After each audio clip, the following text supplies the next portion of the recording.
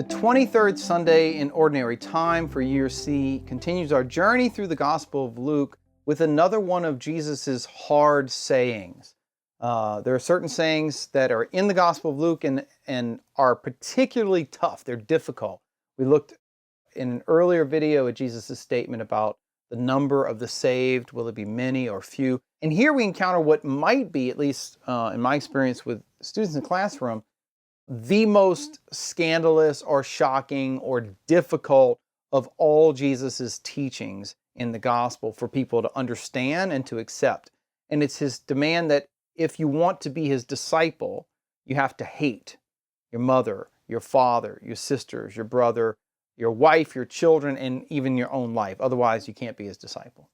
Now, in our day and time, the idea of hatred, hate crimes, is widely held up as one of the worst things a person can do, is to be a hater, is to be filled with hatred.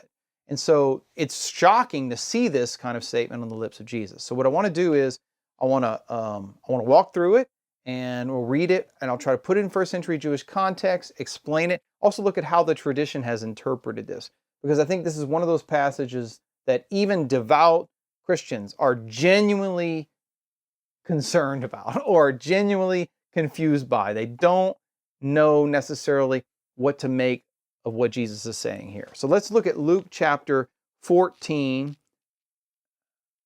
The gospel for today is verse 25 through 33. Now great multitudes accompanied Jesus, and he turned and said to them, "If anyone comes to me and does not hate his own father and mother and wife and children and brothers and sisters, yes, even his own life, he cannot be my disciple. Whoever does not bear his own cross and come after me cannot be my disciple. For which of you, desiring to build a tower, does not first sit down and count the cost, whether he has enough to complete it? Otherwise, when he has laid a foundation and is not able to finish, all who see it begin to mock him, saying, 'This man began to build and was not able to finish.'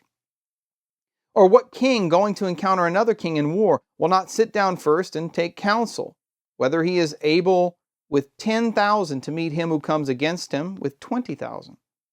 And if not, while the other is yet a great way off, he sends an embassy, and he asks terms of peace. So therefore, whoever of you does not renounce all that he has cannot be my disciple." All right, end of the gospel. Now, this is I don't envy the homilists out there, because this is a tough one to preach. I mean, I think this is one of Jesus's hard sayings. Well, unless you're a teenager. Now, if you're a teenager, you might actually think this is one of Jesus' easiest sayings. Think about it. Let's see. Can't stand my mom and dad, check. Can't stand my brothers and sisters, check.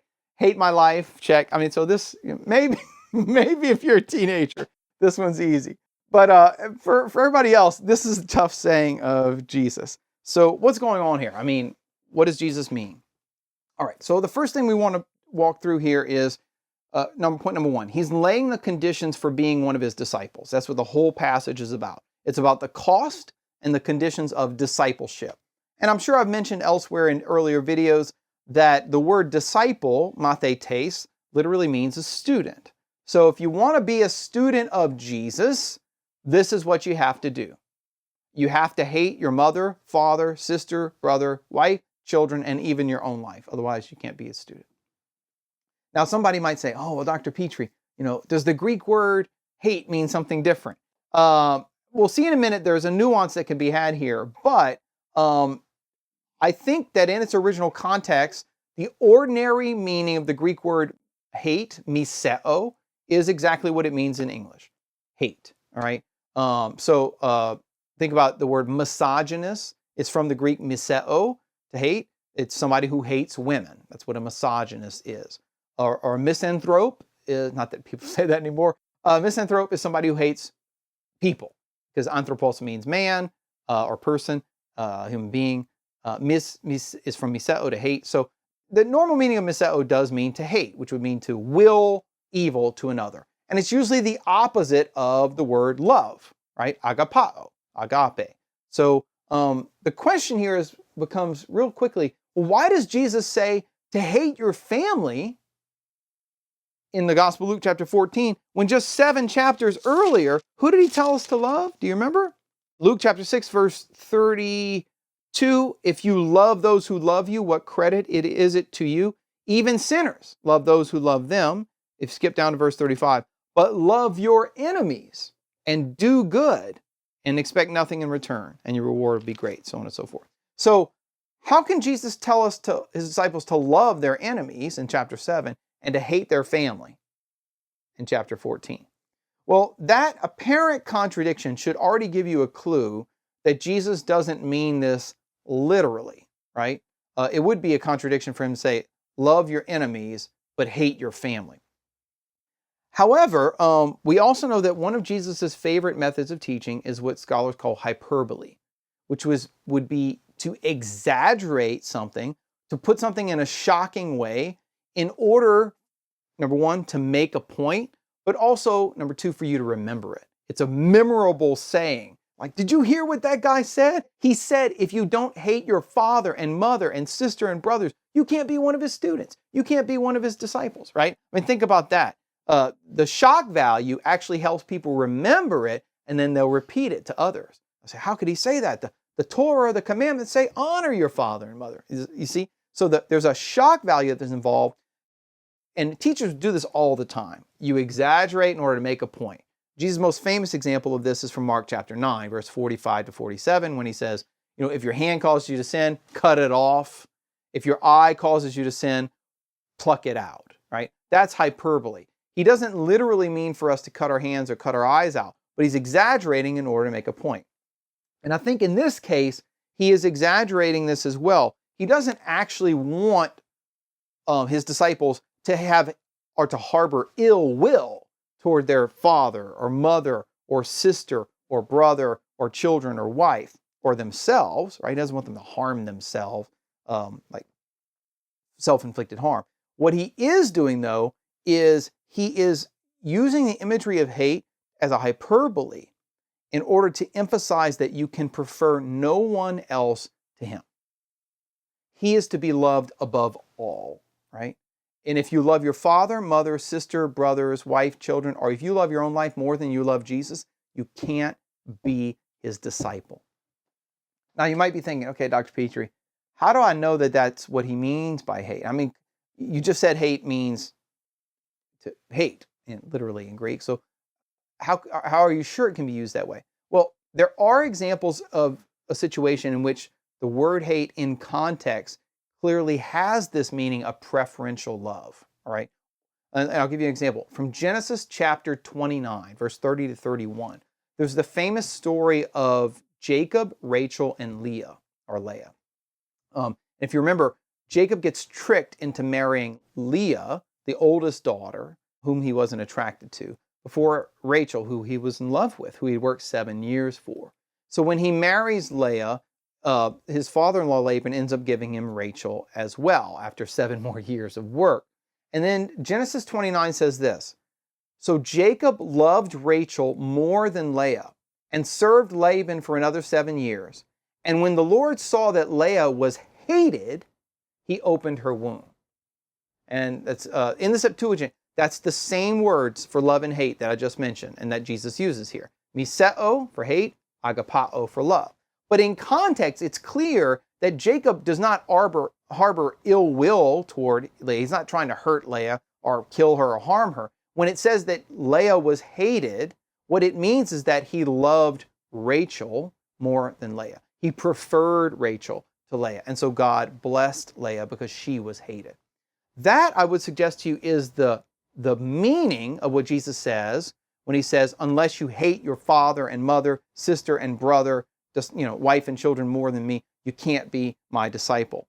And if you have any doubts about that, this is a good principle. If you want to interpret the saying of Jesus in one gospel, if it's a little obscure, you can always look at the version in a different gospel. And sometimes it'll be slightly different, but the substance will be the same. The meaning will be the same. And if you look in Matthew chapter 10, verse 37, Jesus actually says the similar teaching, but more explicitly and a little less hyperbolically. In verse 37, he who loves father or mother more than me is not worthy of me. He who loves son or daughter more than me is not worthy of me. And he who does not take his cross and follow me is not worthy of me. So what's Jesus saying there? Very clearly, you can't love any member of your family, no matter who they are, more than you love him. If you do, then you're not worthy of being his disciple. So Matthew chapter 10 helps us understand Luke 14. So we want to make sure that although we interpret Jesus' words literally, in other words, look at their meaning in context, what do the words mean? We don't want to be literalistic when it comes to an example of hyperbole. It's like we wouldn't want a bunch of one hand, one eye Christians walking around. All right? So he's using hyperbole to emphasize that they can't love anyone more than him. Otherwise, they can't be his disciple. Now, before I go any further, I want you to understand this doesn't necessarily lower the shock value of what Jesus would be saying to his initial Jewish audience. Because what he's basically saying is, you have to love me more than any other human being, including your wife, your children, or your parents. Now let me ask you a question. In first century Judaism, who could you justifiably love more than your parents or your spouse and children? Or let me put it this way. Who would have the right to demand that you love them more than your parents? I mean, after all, the first commandment in the second tablet of the Torah, of the Ten Commandments, is honor your father and mother, literally glorify your father and mother. What right does Jesus of Nazareth have to demand that you love and honor him more than your father and mother? Who could make that demand? Let's see. In the Old Testament, who demands that you love them with all their heart, all your soul, all your mind, and all your strength? Who demands that kind of exclusive and absolute and supreme love? Well, it's the Lord himself, God himself. In Deuteronomy chapter 6, this is the most famous passage in the Jewish Old Testament to this day, because it's recited to this day 3 times a day, the Shema. Hear, O Israel, the Lord your God is one. You shall love the Lord your God with all your heart, all your soul, and with all your might. So notice, this is another perfect example of how, although Jesus doesn't go around the streets of Galilee saying, hey everybody, I'm God. He's not explicit like that. He's making implicit claims. He's teaching in riddles and parables and hyperboles that implicitly demand that the only reasonable explanation for how he could ask for such love is that he isn't just the Messiah. He isn't just the King of Israel or a prophet or the new Moses, but he's the one God of Israel. He's the God of the Shema come in person.